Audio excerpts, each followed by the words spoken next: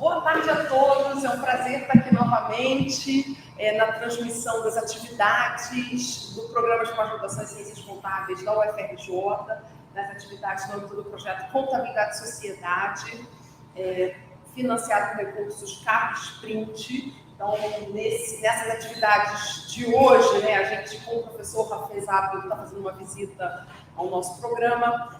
Ele hoje vai tratar do desenvolvimento do ensino informado pela pesquisa, de como a gente pode transformar o nosso processo de ensino a partir da pesquisa.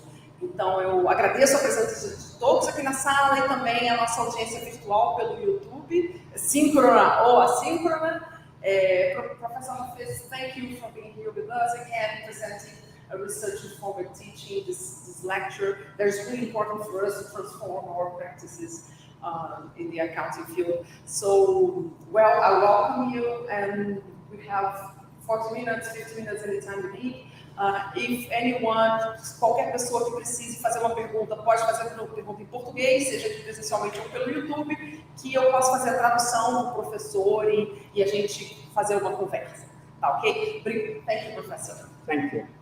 Good afternoon, colleagues, and thank you for coming to attend this session. Today, the session is not about research, but research informed teaching and how to embed research into teaching and what the benefit of using research in teaching. What's the benefit to you as a lecturer and to your students as learners?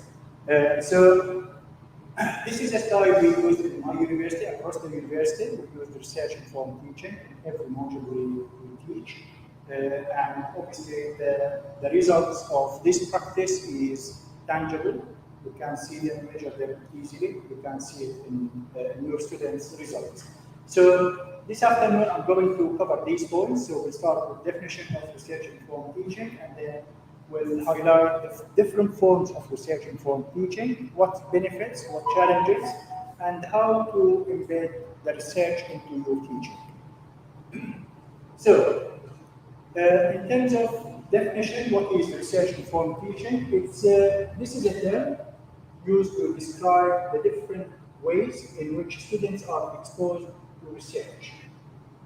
In terms of content, activities, and practices during the time at university. So it says this applies to undergraduate students and postgraduate students as well. So research-informed teachings aims to bring the two key functions together, the research and teaching, closer for the benefit of students and for the benefit of lecturers as well. In terms of universities, what do we do at universities? What universities do? We teach, we research. So we know there are people who do just research and there are people who do just teaching. There are people who do both. So the research-informed teaching is a platform where you can merge the two together for the benefit of the researcher and the student. So there are different forms of research-informed teaching, and I'm sure every one of us is doing at least one form of these, or to some extent, applying a bit of what's on the screen here. So research-led, this is where students are taught research finding of a given topic. So you stand in front of students and you present research finding of any topic. For environmental accounting, cost accounting, whatever you want to do. So that's the research-led. The research-oriented, this is where students learn research process and methodologies. We do this with master students when we teach them research methodologies, obviously with the doctoral students as well. We do a bit on undergraduates, or third-year students usually, or fourth year. So their research methods, this is students learn by critical discussion between themselves and their tutor. So you just try to discuss a topic, open it up, and as a lecturer, you are just a mentor and coordinator where students start to talk about the topic. And research-based teaching, learning, students learn by being researchers. And this is very important for us and for our students. So there are a lot of benefits. So I'm going to touch on each one of these types and some details. Research-led teaching, here in this form of research-informed teaching, the teaching describes how existing research underpins curriculum content and design, And this might be our own research finding or of our colleagues. So, for example, I know Arisal is researching environmental accounting topics, so I can present her findings to my students. So, showing them what's the finding of a researcher, of a scholar. And then, probably in my assessment, I may ask the students to write something around environmental accounting because I already taught them findings of a scholar. Then, sometimes change the assessment to an inquiry. So, don't in your assessment, don't use the question what. You may use the question how, or say the student discuss. So you ask them to give their opinion around the topic, and that means students will have to do some research before they come to the exam. Now there is a different way to prepare for the exam in this case, where students do not have a textbook to read or notes to go through and come to the exam to answer what type questions. They will read, they will make notes, and then they will come prepared to write a small little essay, even if it's 200 words, as an answer for your exam question. Engaging students in gathering or working with data. If I'm doing a study, for example, anything, I can ask the students to try to do bits and pieces of research related to what I'm doing. So they will be helping me, and at the same time, they will be learning. So this applies to master's students as well. So if you are doing a study, whatever it is, you can direct master's students to write their dissertation for a part of your research. They don't need to know you are researching the topic. So they can do literature review, they can collect data, they can come up with theories which you don't know. In this case, you are helping your research, and at the same time, you are teaching them to do research and teaching them to educate themselves about something. So the student will be the center of learning process in this case. Arrange for students to interview researchers or interview somebody else. So you train them on how to present themselves as researchers, and also you force them to learn how to collect data, how to be polite, professional, and patient in seeking inquiries. When they finish university and they go to work, they will have to do this on a daily basis. Students have to collect data from their employers, their colleagues. They will be faced with problems they have to sort out. So prepare your students for the job environment. Get students to write an abstract. Ask them to write anything related to accounting. There are accounting standards. Sometimes there are updates to these accounting standards. So ask the students to write an abstract of, say, 250 words about certain accounting standards. That will force them to go and do some research, read about it, write about it, and then present it to you and the colleagues. So you will be updated on a number of accounting standards because, okay, we teach accounting, but are we familiar with every accounting standard? The answer could be most likely no. So if students are doing these kind of activities and they are updating us on accounting standards, we are getting two birds in one stone. They are educating me and communicating. Changing, say, into academic articles, as I said, so if students have to do, for example, a dissertation, I would ask them to write an article style. So I'm teaching them, preparing them to be researchers. And at the same time, as I said, if they do literature review, they will update your own information. So the second type, research-oriented teaching. Research is the process of asking questions and applying scientific method to answer them. That's the general definition. So students, in this case, should learn about suitability and application of different methodologies and approaches to certain disciplines. This is when we teach students research methods. So we tell them for each project, there must be some questions, and to answer these questions, certain data should be collected. So you train them to be researchers. But does this apply to them when they are in the workplace? It does, because they will be faced with many questions, many problems, and they have to collect data to do the analysis, even if it's a quick analysis, to answer these questions and solve problems. So you kind of train your students to think critically, be patient, accept the others. And then recognize and apply research methods to solve issues. As I said, this applies to prevent the workplace.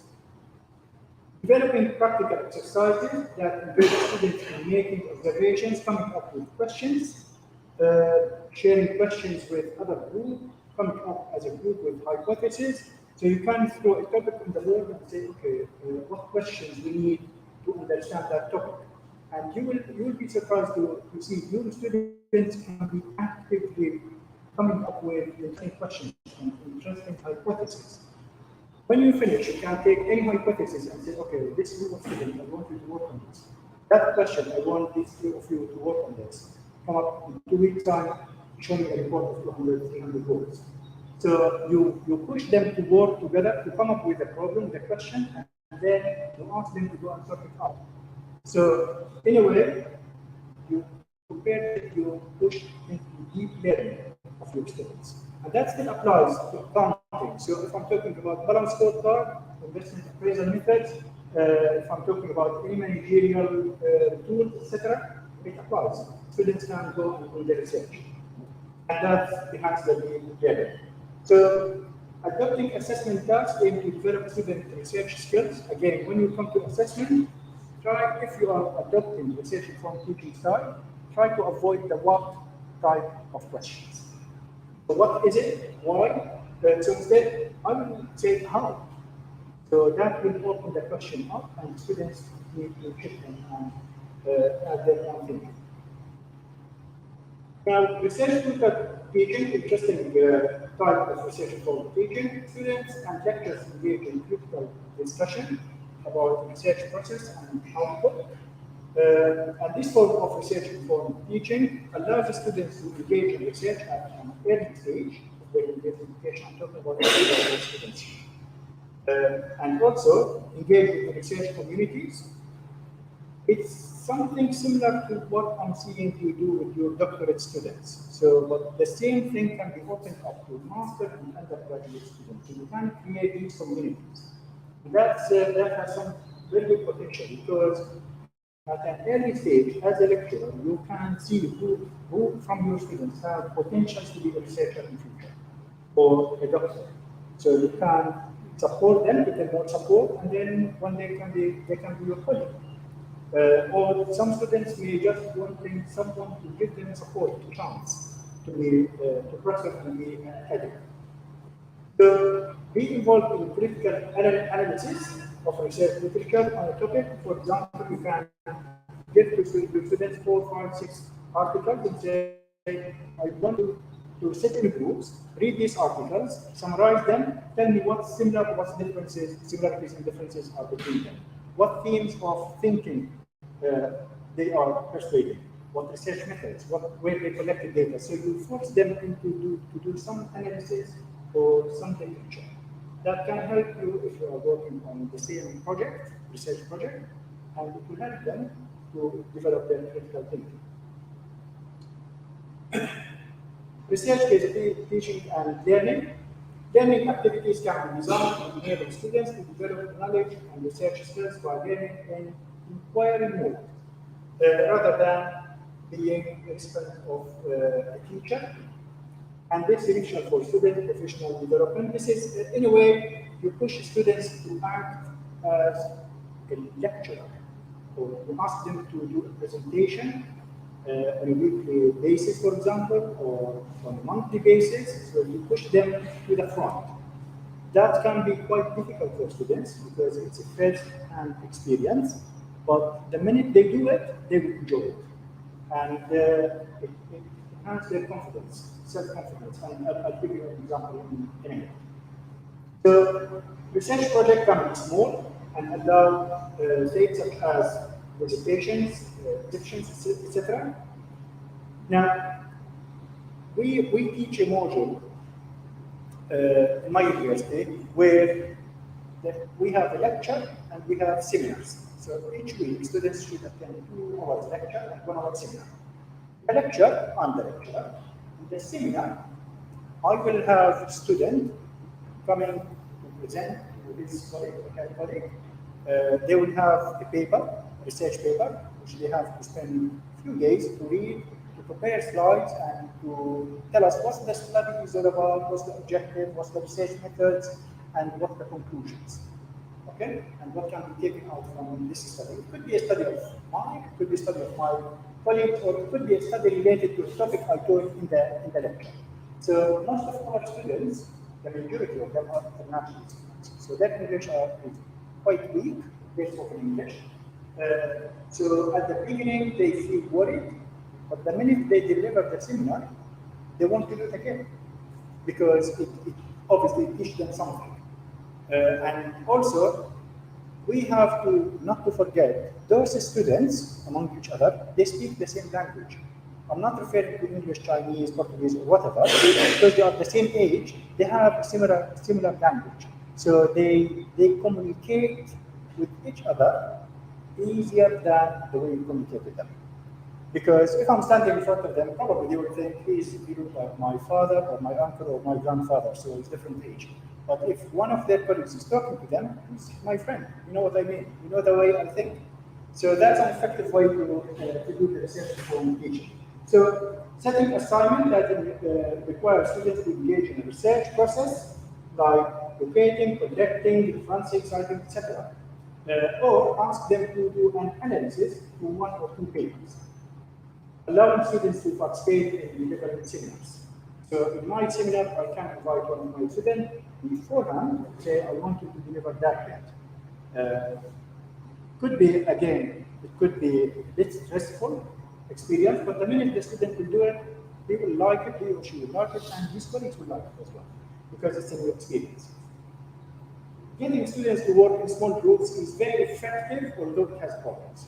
So if you can put your students in small groups to design anything, the other day was telling me about something similar, which is perfect, because when students graduate, they are going to the workplace and they will work with others. They will work in groups. So prepare them to accept the others, to know how to navigate themselves within the group. Benefit of research informed teaching, there are many. There are far too many benefits to this style. So it provides students with meaningful and deep learning experience because they are using the self-learning mode. Instead of school feeding them, just ask them to go and read. And especially if you task them with coming back to present to you, say they have to be ready. It's exactly when we go to the lecture, we have to be ready. Enhancing the student experience of real-world issues, also developing critical thinking. So the student is not a recipient, he is the recipient and he is a communicator in this way, and he wants to communicate clearly with you and his colleagues or her colleagues. So in this case, they will be critical, they will be preparing themselves to answer questions. Improve students' confidence? Definitely yes. And enhance their employability. Because if you enhance their confidence, then when they go for job interviews, obviously, they will be willing to talk, willing to present ideas, and willing to present themselves in the best way. So that will enhance their employability. And developing digital and networking skills, obviously, when we put students in. So how to embed research-informed teaching in a teacher model? Now, there are many steps. There are many descriptions on how to embed research-informed teaching. In simple words, what is it you are teaching? Think about it. Can you add some more empirical evidence from research to aid your ideas? The answer, from my experience, is yes to any module. You can do it for any module.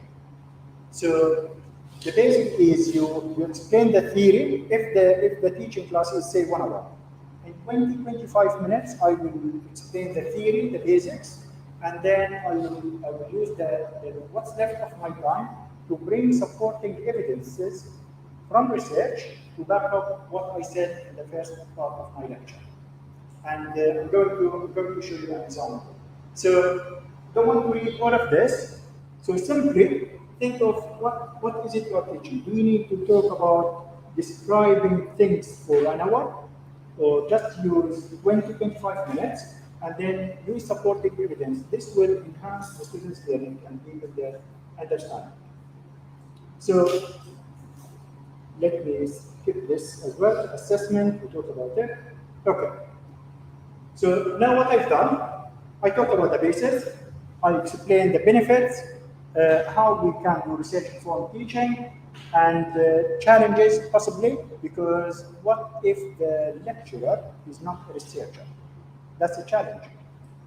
What if you come in front of your students and start teaching them using the research-informed teaching without letting them know? They may get lost, but you need to tell them what you are going to do and how you are going to do it. So I explained the basis. Now I'm using the research-informed teaching now.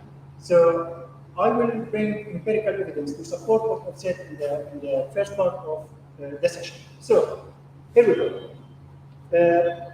Someone, McLean, et al. 2015, he or she studied strengthening the link between research and teaching, cultivating students' expectations of research-informed teaching approach. So this group of researchers conducted a study. So what they've done, in order to examine how links between research and teaching can be suitably strengthened, they draw on findings from institutional survey. Those people explore perception of research-informed teaching. Right. And there is some theories. How research-informed teaching is understood and practiced across different disciplines of universities. So I'm talking about undergraduate, postgraduate, and professional courses. And also, different types of universities, because, for example, in the UK, we have research-based universities, and we have teaching-based universities. All of them do research, but one of them will be focusing on one discipline than the other. So, what the perceived enablers and barriers, difficulties to linking research and teaching are considered to be. Then, what is the impact of research-informed teaching on the students' learning experience? And also staff learning experience. What factors are perceived to limit the impact of research-informed teaching on students' learning experience? So these are the research theories those groups of researchers try to answer. What they've done, they argued, while the integration of research and teaching in higher education can provide valuable ways of enhancing the student learning experience, establishing such integrated links can be complex and problematic given the different practices and levels of understanding. So that kind of summarized their conclusion. Now, the conclusion, what they found, they suggest that understanding with respect to research-informed teaching was variable among students and among lecturers, with a lack of understanding among students of precisely what it constitutes as being the teach. So as I said, if I just bring the student in front of me without telling them what I'm doing, how I'm going to teach them, they will not have a clue what I'm going to talk about, especially in the second part of my lecture. When I try to present the empirical evidence, they may think this is a textbook or this is something extra, not linked to the first part. So you need to really clarify it first and tell them this is the basis, and now let's see what research says about that basis. And then the second conclusion, they said, however well justified maybe the claims to be offering research-informed teaching, there is a risk of disappointing the expectations of the students. How? If staff are unable to fully explain when and why they are being taught through the diverse range of research-informed teaching appropriate to their discipline. So that's what they found in terms of conclusion. So they found there is a benefit, definitely, but there are challenges. And the challenges are very clear. And I think we can overcome these challenges. They are not too serious. The recommendation they made, it is beneficial for staff and students to be made more aware of definitions of research-informed teaching approaches. So raise awareness among staff and among students. It should not be assumed that students will recognize research-informed teaching when they experience it without total clarification and or explanation. So that's clear, and this is where I got that article from. So if you are interested, to read the full article.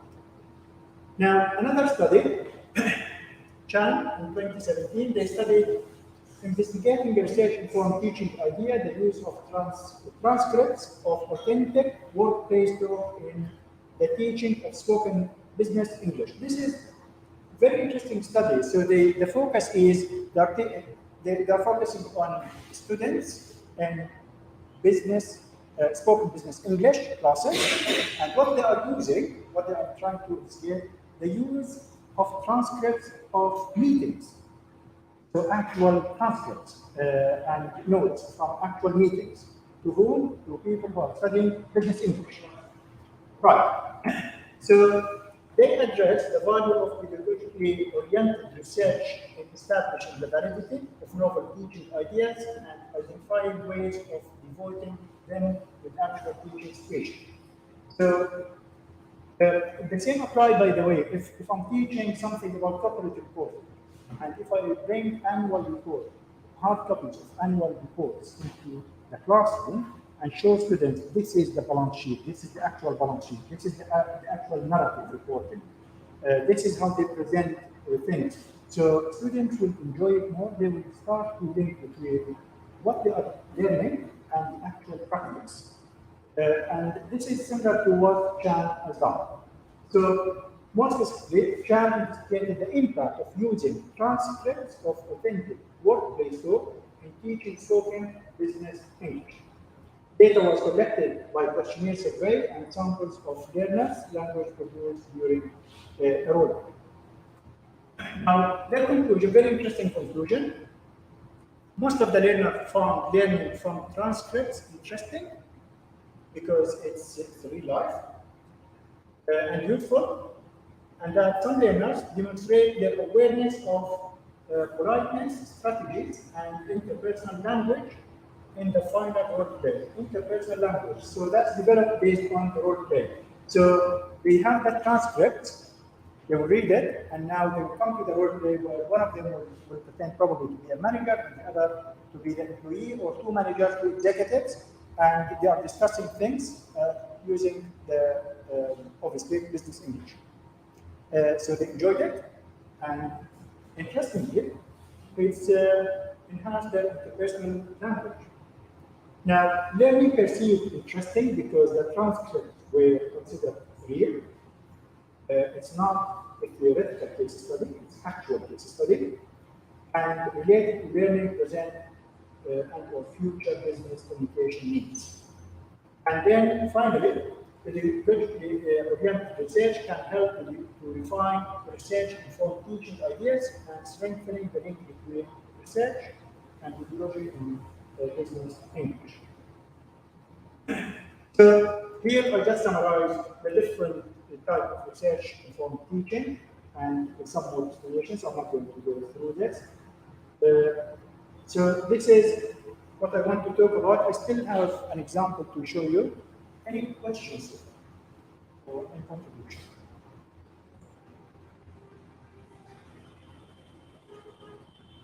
This semester I did something that I didn't call research teaching. Research-informed teaching. Research-informed teaching. I substituted one of the tasks for a research the students have to do. We were studying organizational.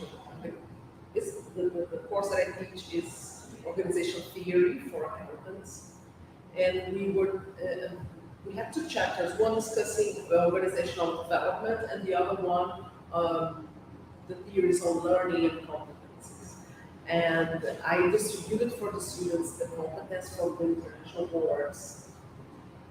And we discussed it in the classroom, and they didn't know how competence would be developed within the course. So I substituted the final exam for research. Each group should have to contact one of the next semester's professors to talk about how any of the competencies are developed in their discipline. And it was an amazing experience. One of the groups come to talk to USA, and they turn back with a report, 5 pages report on the interview with Sam in this case, and other colleagues were contacted too. And it was interesting because not only they could see what the competency means, and to get more about the interdisciplinarity that we have between disciplines, and how each professor see the competencies and the accounting role in the society in a different manner. So it was a way to connect the students more, not only to talk about competencies, but seeing themselves and discussing to others, not only with myself, how this competency can happen and can be developed. So all the students returned to me with the report, all the parameters that I did. I gave them kind of orienting structure for the interview, but all of them complemented and returned to me with not only with the report, the structured report, but also with ideas and how it changed the way they were connected to the course. They're only in the second semester, and it was quite enriching for them and to me, and maybe for the students. You get them the opportunity actually to meet with their lecturers who are going to teach them next semester. So, while I was delivering the classes with other theories, they had this interview to do and to discuss ideas related to the course. in a way, it's the research informed teaching is not complete departure from using textbook, but to some extent it is. So the departure from textbooks into the up-to-date research. Yeah. So that will connect students with up-to-date information. I asked them to do research on at least each student must read a scientific paper from the database of journals that we have in Brazil. Each one of them has to summarize one paper and has to include a question from the original paper into the interview with the professor. So they approximated, it was only the second semester in the accounting program, they had to approximate with the literature from the field and adapt our interview and go to the professor to collect the data to discuss ideas. So it was a very interesting experience. Any more thoughts, please? Thank you for the lecture. I think, in my experience, it's quite easier to engage our students, master and PhD students in research papers, of course.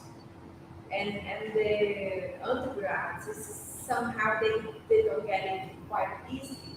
What I've been doing then is trying to introduce research from accounting firms like PwC, Deloitte, KPMG, because they have good stuff, good research papers, booklets, and quite elaborate.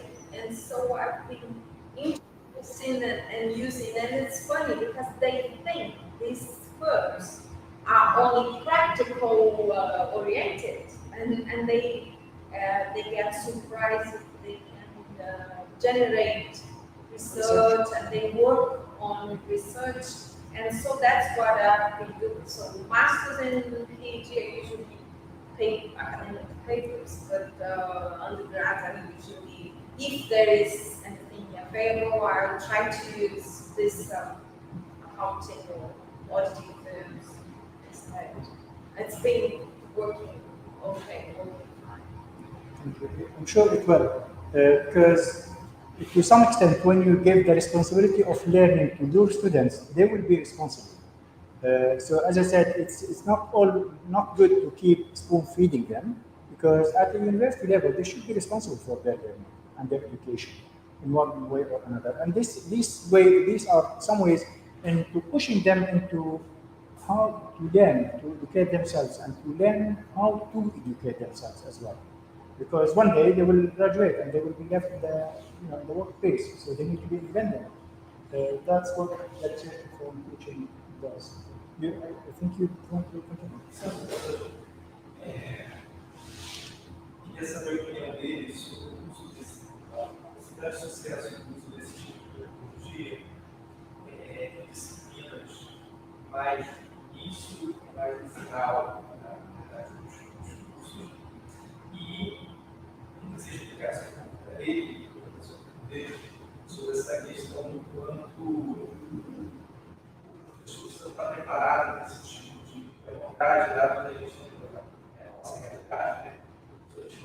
tem orientação, pouca orientação para a pesquisa. Então, sabe a opinião dele, quanto isso é extremamente importante, dado que a nossa realidade tem uma pequena separação.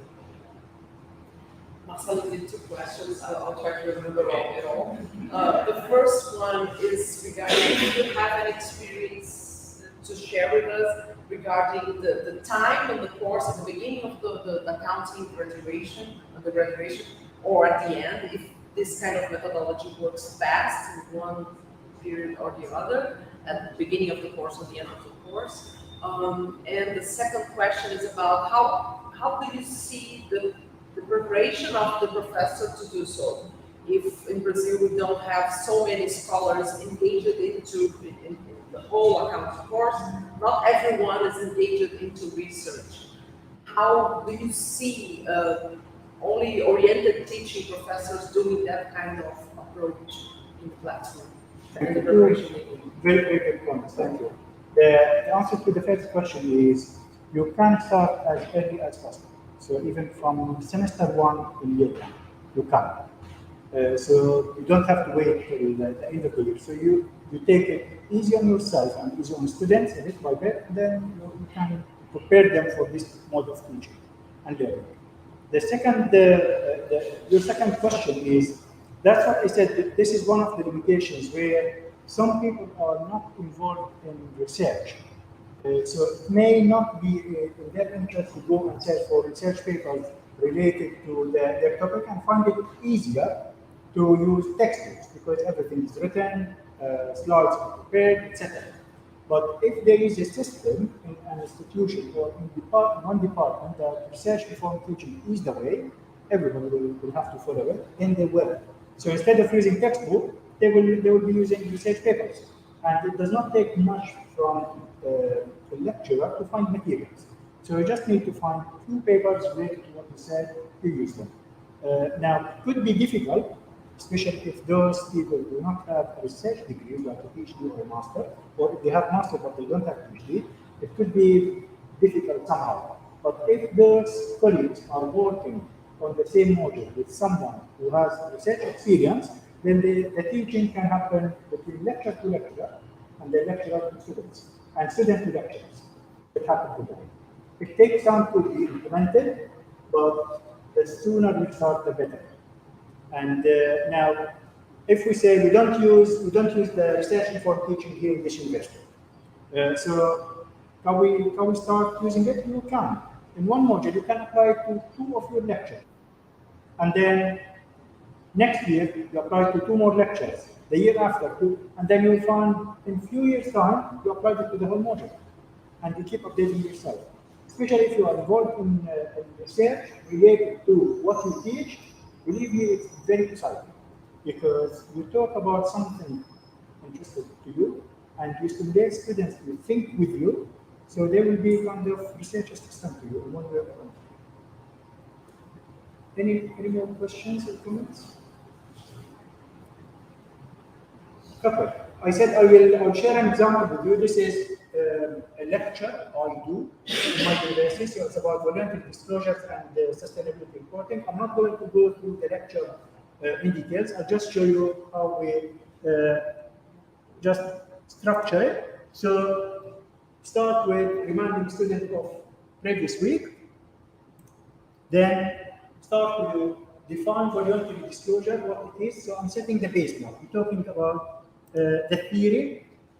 Why do firms make voluntary disclosures? So based on one study, I found the reasons.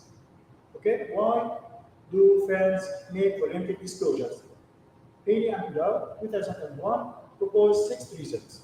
Now these reasons are going to be discussed now with aid of research. Fine.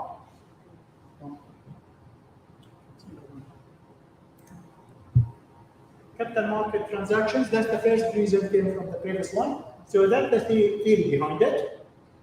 Just explain it based on the capital market transaction. And then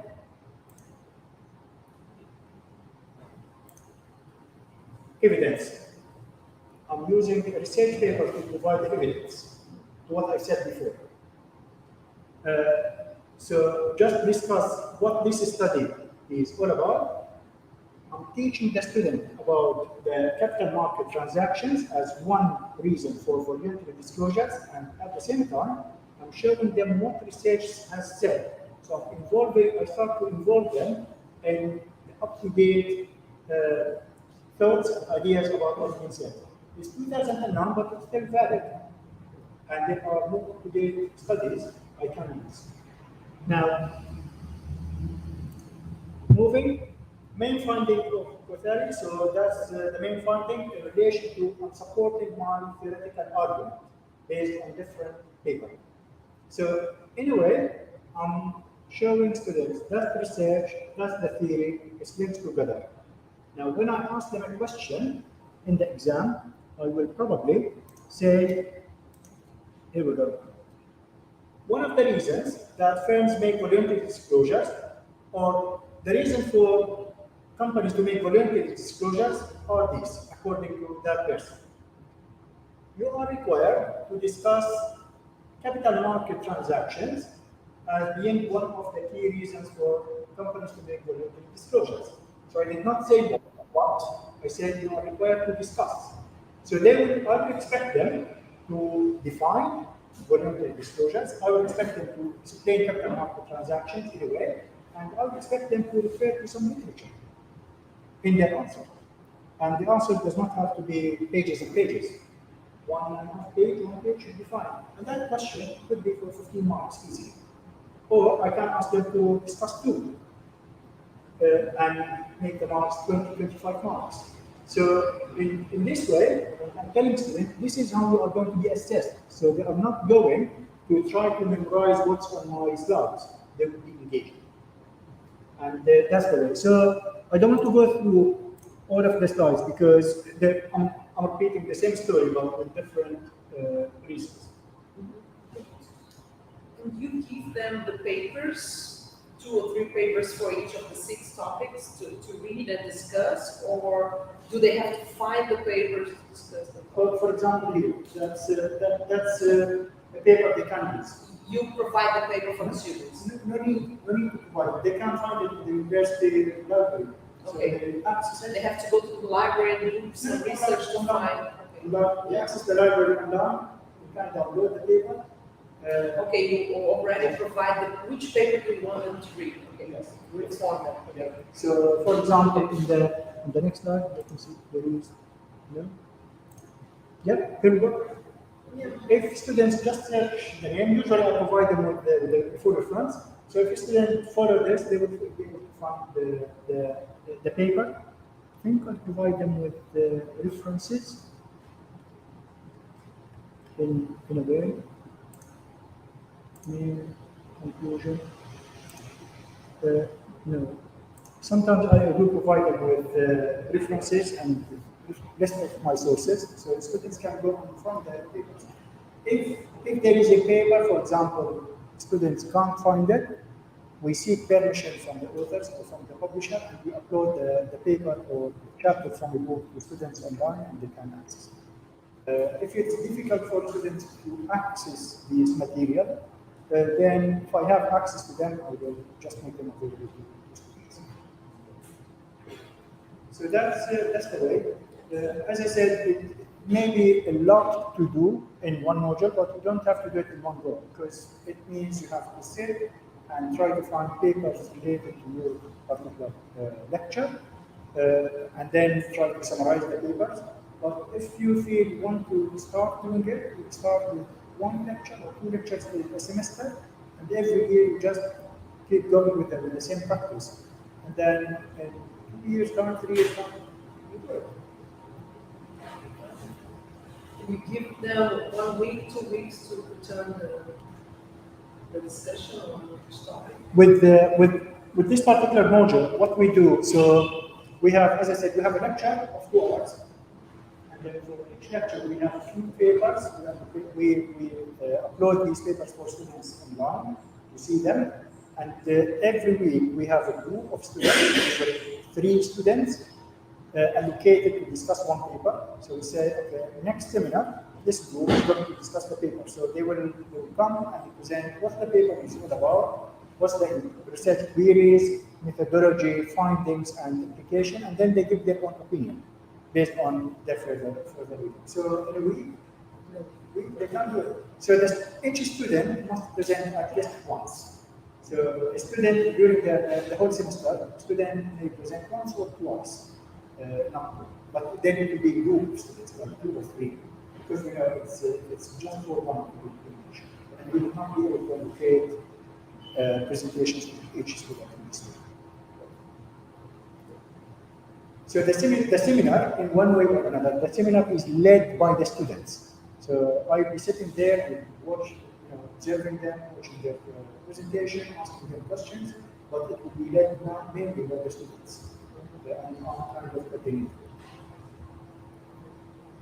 Any questions, comments? No? Okay.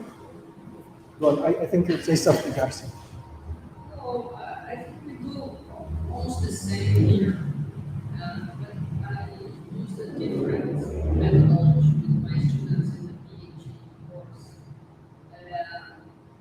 All the students are looking for papers, and after that, in one class, they present the paper, just the abstract, and then we choose what papers we really go to study. And after that, they present, some groups present, but all the students need to read all the papers, and then spend 1 or 2 classes just discussing the papers. I think they like that. Is that for PhD students? Yes, just for PhD students. Yeah, because it's expected a PhD candidate will have to read more than master or undergraduate students. So for undergraduate students and master students, the task could be smaller, and instead of individual presentation, you can make it a group presentation, or if it's a report, group report. So 3, 4, 5 students can write the report together. So the task will be much easier. Yeah. And it will be easier for the lecturer to do the marking as well. Because if every student is writing individually, it will be a lot of marking. E vocês, estudantes, como é que vocês se veem aplicando essas metodologias? I'm asking them how they see themselves as students, PhD, master students, apply that kind of methodology in the classroom. Do you feel comfortable? Vocês se sentem confortáveis usando a metodologia assim? Já tentaram? Já tentei. She didn't try. Eu acho que seria bom prestar atenção na orientação que vocês são muito presentes, professores daqui, e acho que vai dar certo. She found it interesting and suggested that maybe for a student to start that kind of approach, to have our support in developing and selecting papers, preparing and planning the classes. If we think about it in a simple way, if someone comes to you and say, drinking coconut liquid is good for your body, and you think, no, it's too heavy, I don't feel comfortable to drink it, and then try, but then he or she said to you, research said, drinking coconut liquid will enhance your vision or skin or whatever, and then you think, research said, let me do it. That naturally we do this, don't we? So when you come to the classroom and show students whatever, and then you say, this is what the research said, then you are enhancing their deep learning and understanding. You give them more confidence in what you are saying, and also you prepare them to be researchers in the future. So for those who are starting to teach next year or next semester, try it. Try this approach and see the impact on your students and the impact on yourself as well. So, as I said, it's not difficult to be done, and we learn every day. So you may come up with new ideas and new thoughts which hasn't been addressed in the literature before.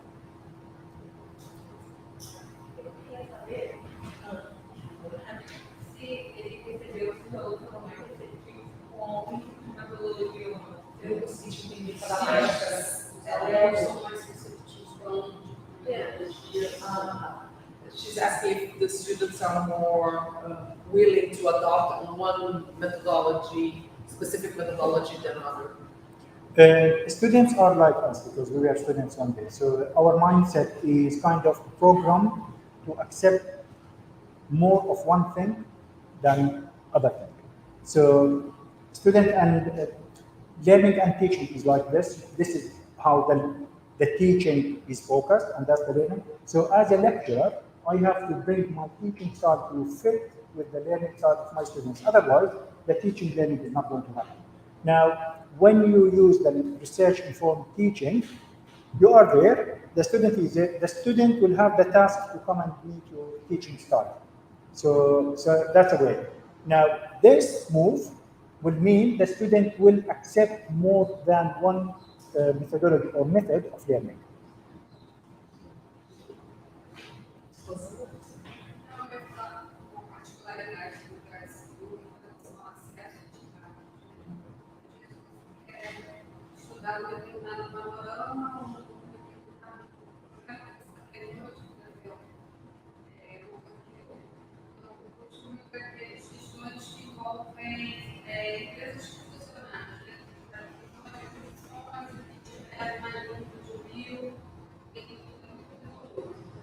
E muitas das informações, as empresas elas não referenciam, né? Esse é um problema que a gente tem hoje em algumas linhas, né?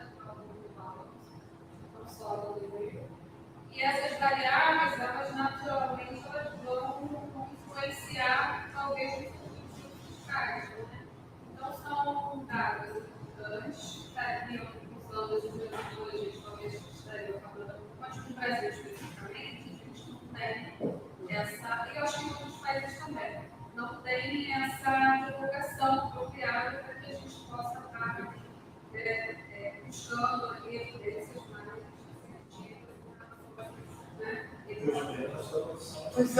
I'm not an accountant, I'll try to explain and translate what you said. Rosanna is doing research on goodwill. She's interested in the topic of goodwill and how it impacts cash flows and decisions. And she was saying that sometimes in Brazil at least, it's really hard to find, to ask for students to do research on that topic, to go to find and search information and gather data, because they're not so transparent, so clear in how do you get and access that kind of content. So if you have any tips to provide on how to deal with that kind of orientated research informed teaching on that kind of topic, that information is too restricted. Falei tudo? Very, very interesting. The intangible asset, I don't know how much you know about the engagement of the International Accounting Standard Board nowadays in working on the intangible assets. So it's a hot topic to research. Now, there are quite a lot of studies on intangible assets. So if you are teaching in Portuguese and your students are not fluent in English, then you need to find something in Portuguese. That can be a challenge if you don't find. But if you find something in English and you are willing to explain or translate or show students how to use Google Translate, for example, to have an idea about what the data is all about, that will be a way. If the students can't find, obviously you are doing research on intangible assets, you know the sources. So because we are willing to find some papers and put them online for students or just give students hard copies and they can use.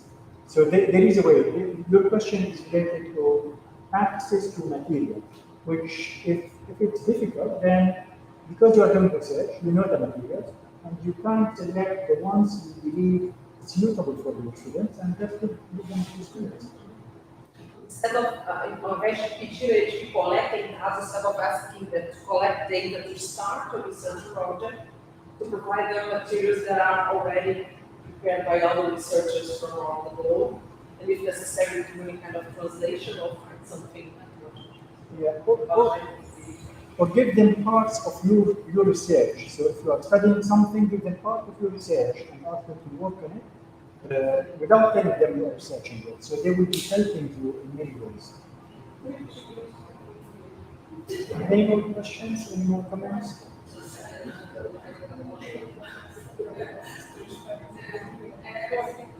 Yeah, I think to me it sounded more like a complaint about lack of transparency of our reports.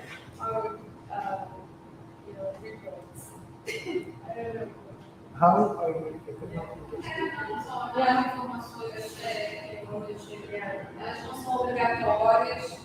Temos Voluntary disclosure are not obligatory, so it's fine to find data. elas não são disponíveis. Somehow here is lack. Evite avançar esse But for example, you can download some annual reports of companies and ask students to look at how the intangible assets being accounted for and disclosed. So that will give them something, practice to go and do. Bom exemplo, a good example could be to have the lojas americanas, the American network, that the fraud happened and was announced today. To have pegar esse relatório e os estudantes analisarem o que não estava ali, como é que isso passou. To ask the students to take a look at the report and see what is not there, what can be the source of the fraud. Tem ainda valorando o Exato. né? Foi de fato, ele saiu divulgando, e pode ser, uma coisa interessante, uma vez que eu sou janeiro, falou isso, às vezes tem empresas que lançam um problema grande, aí dá um burburinho no mercado e depois o real problema vai vir depois, né? Lembra, professor? Depois internet, né? Isso até hoje. A empresa ela anuncia o internet, que na verdade ela quer camuflar uma outra situação, outro fato relevante, que ela depois lança depois, mas a gente não dá tanto estrago assim, no mercado financeiro. Saying about the strategy of some firms that actually announce a huge problem, and then all of a sudden the problem is not that huge, but then the market is ready for a tragedy.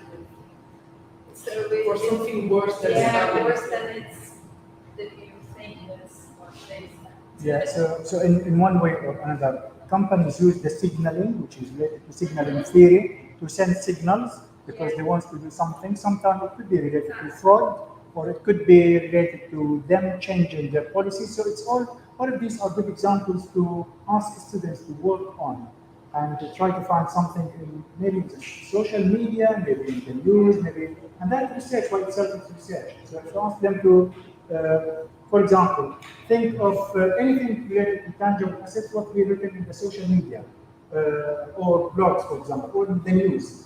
That's research. So they can find it I'm sure they can find it in any language. So the door is, it's there, it's open. All we need to do is to go through it. Try to apply this technique to our teaching. And I'm sure you will feel the difference, I'm sure.